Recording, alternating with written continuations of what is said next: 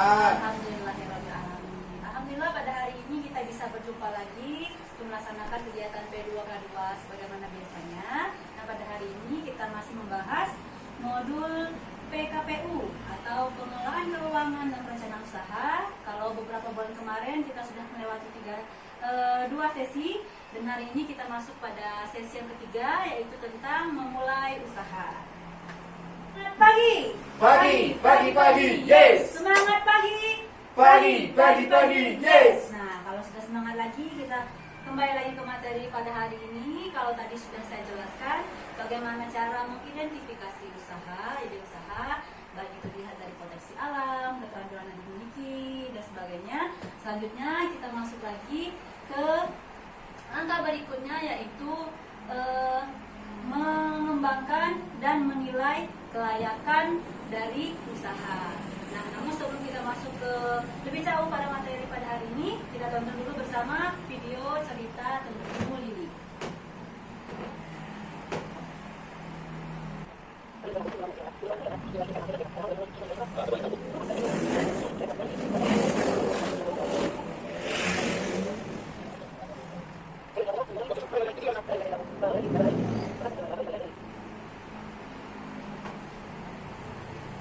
Tadi video cerita tentang Ibu Lili yang mau memulai usahanya. Nah, namun kira-kira sebenarnya apa masalah yang dihadapi Ibu Lili dalam cerita tersebut? Wow. Ya, silakan Pak. Ibu Lili tidak menganalisa dulu usaha yang akan dia buka, sehingga dia tidak mampu bersaing di pasar. Oke, berarti karena tidak mampu bersaing, akhirnya usahanya malah menimbulkan hutang yang banyak, ya Pak ya. Nah, disinilah tadi poin masalahnya. Ibu Lili ini punya ide usaha, namun ketika mengembangkan usaha tersebut, dia tidak merencanakannya dengan matang. Nah, sehingga usaha ini tidak memberikan keuntungan bagi Ibu Lili karena tidak menganalisa dan sebagainya macamnya tadi seperti yang disampaikan oleh Bapak tadi. Nah, jadi sebelum kita memulai usaha itu harus dianalisa dulu, harus direncanakan secara matang sehingga benar-benar bisa menghasilkan untung bagi kita. Nah, itulah tadi masalah yang dihadapi oleh Ibu Lili. Nah, agar masalah ini terpecahkan, kita sama-sama membantu Ibu Lili ya untuk mengembangkan usahanya. Setuju? Setuju. Nah, untuk mengembangkan ide usaha ini ada beberapa hal yang harus kita perhatikan. Yang pertama yaitu usaha apakah yang akan dilakukan? Kalau Ibu Lili tadi usaha apa yang akan dilakukan? Berjualan ikan. Berjualan ikan segar. Kemudian siapakah target pembelinya? Nah, kalau Ibu Lili tadi jualannya di pasar, otomatis targetnya adalah ibu-ibu yang berbelanja di pasar.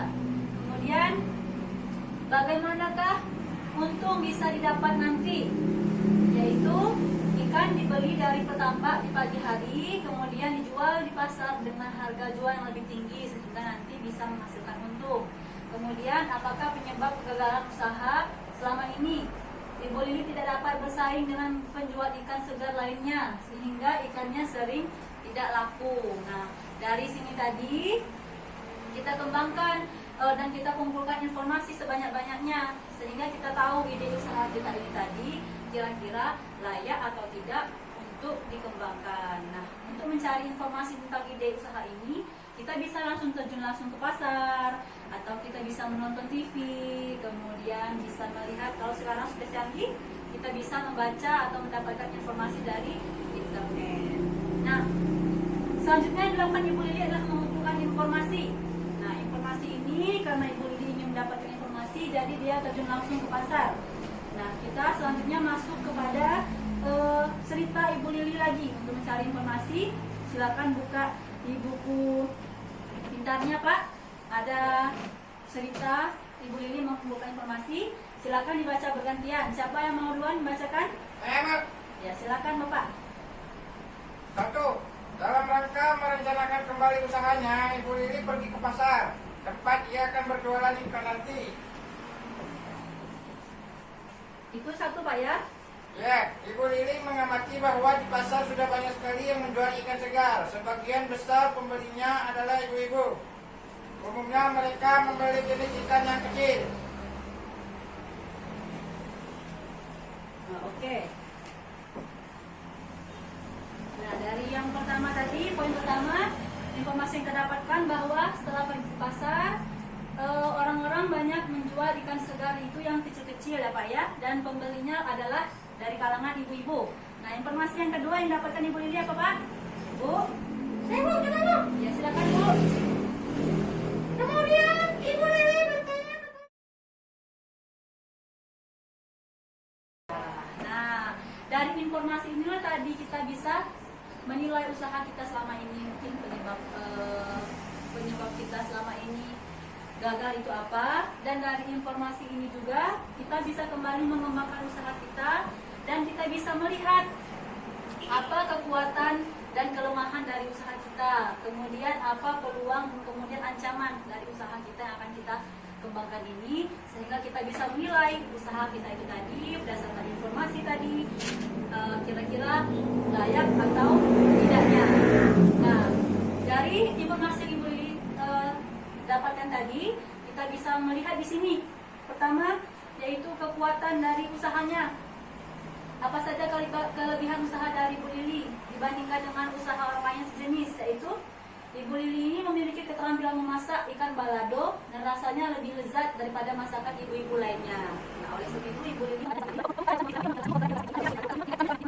setelah mengetahui tadi kelemahan dan kekuatan, kemudian ancaman dan juga peluang, selanjutnya yang harus kita lakukan adalah mengatasi atau mencari solusi dari kelemahan ini sehingga bisa menjadi suatu kekuatan, dan mengatasi atau mencari solusi dari ancaman ini sehingga menjadi sebuah peluang.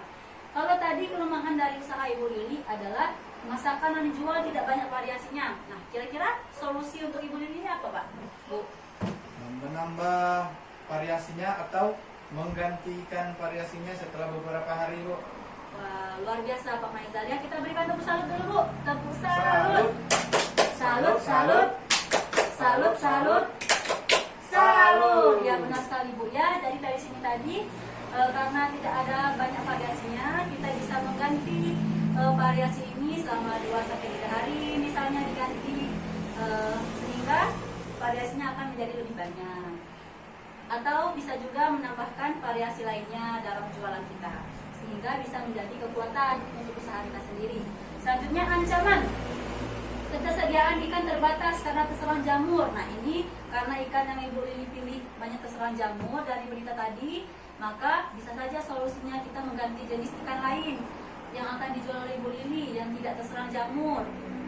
Harga ikan naik selama ketersediaan terbatas. Karena harga ikan naik, bisa saja kita dengan modal yang terbatas kita beli sedikit saja dulu ikannya sesuai dengan modal kita, atau kita mengganti menggunakan ikan yang sama cuman ukurannya lebih kecil jadi ikannya dapatnya lebih banyak seperti itu. Atau pilihan terakhir adalah kita menghentikan sementara saja usaha kita namun modalnya disimpan, kemudian ketika suasana membaik kita mulai lagi berjualan dan melanjutkan usaha kita ini tadi. Begitu Pak ya. Nah, setelah itu, setelah semuanya langkah-langkahnya sudah terperinci dengan baik dan sudah terencana dengan baik, yang berikutnya adalah kita menentukan dan merencanakan keuangan dari usaha kita ini yang akan dibahas di langkah